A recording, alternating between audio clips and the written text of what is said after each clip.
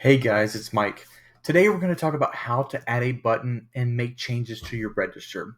So first you're going to see we're already on the dashboard and you're going to click on the left hand side under store management and you're going to go to your registers. Now you can see we've got a ton of test registers here, but I'm going to go ahead and click on this one on the bottom here. And as you can see here, this is what your screen's going to look like when it's brand new. You know, you haven't put any departments or products or menus or anything on your screen. Now you'll notice, as you can see here, this is a reserved area. This is where the calculator and your tenders are, you know, for debit, credit, EBT, cash, your dollar bills, things like that. Those can't be moved. Those are actually reserved. But what you can do is you can actually move your departments, your products, and your buttons anywhere else on the screen that says unused.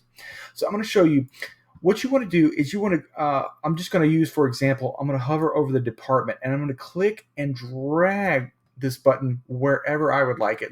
So I'm going to grab that department button and I'm going to put it right here where it says unused.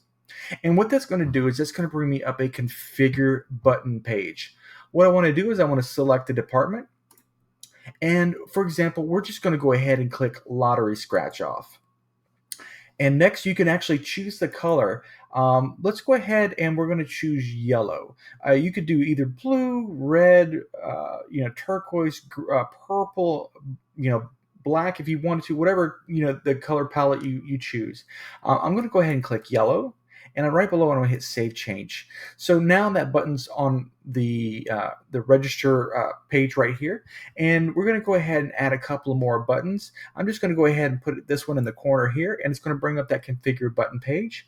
And what we'll do is we'll click Select Department, and what we'll do is we'll go ahead and put Non-Taxable Grocery here. And I like that blue color, so we'll go ahead and hit Save button. Now, once you've hit Save button, before you get out of this page, you want to hit Save Changes. What that does is that you could do multiple changes to different buttons. You could change colors and things like that, but none of these changes will take place until you hit Save Changes. I've learned the hard way. If you get out of this page, all those changes will be lost. So what you want to do is you want to scroll all the way to the bottom and hit Save Changes. And it transfers to the register super, super fast. It's usually within 1 to 5 seconds once you make these changes and hit Save Changes on the bottom of the page that it transfers to the register. What we'll do is also you can put a product on the page, for example, like a bag of ice that's, has a one single product that has a price of $2.89 or whatever, but you could put like the product here instead of department. And what you could do is click on the add by product name, and you could search that product. So I'm just going to click ice. I don't know if it's in here. I'll just use this one for example. There's a Ice Cubes bottle of 5, and we go ahead and hit Save button. So anytime that this button gets pushed, it automatically rings that product up. Departments, kind of think of it like if you had to manually ring something up, like if you hit $2 non-taxable, things like that. These buttons are just basically for if you had to ring something up manually. Now remember, anytime you scan an item, that's already going to have a department associated with it. You don't have to push any of these buttons. It automatically scans for it. So what we're going to do is we're going to scroll down a little bit after you see how to put the buttons in. And here's going to be your receipt configuration. This is where you can put your local store, and it shows up on the receipt. I'm just going to put Joe's Deli, and actually it shows up on the receipt just like that. And all you have to do if you want to put the line, I could put 1210 Main Street.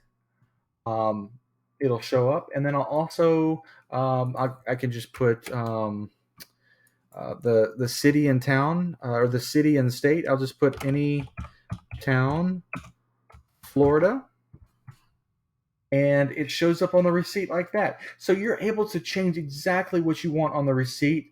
Like I said, remember, none of this takes effect until you scroll all the way to the bottom and hit Save Changes. IP configuration, you don't have to worry about. We take care of that for you. It's already all set up. You also have some prompts here. If you wanted to do cash back, if you want to, if your, establishment takes tips.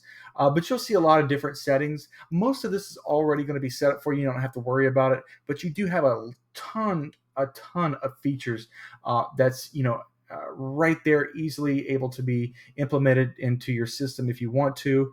And then, as you can see, you can scroll all the way to the bottom and hit Save Changes. Now, I will tell you, up back here to the buttons, you also want to make sure that your products and departments are already made for you. So when you click on a department and you try to drag it anywhere on the page here to Unused Box, when you click Select Department, it's going to already be there, and you're able just to select the check cashing fee and change the color. It's super easy. You can add it.